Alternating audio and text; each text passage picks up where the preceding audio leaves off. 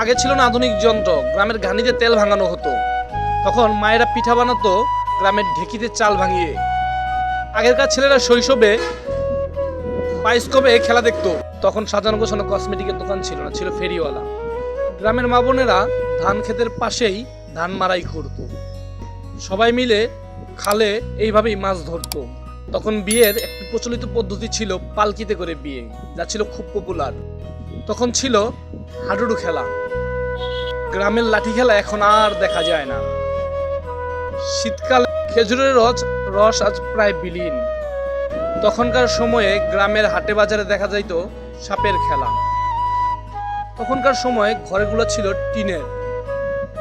তখন মাটির আসবাবপত্র ছিল অনেক পপুলার। নদীর ধারে বসতো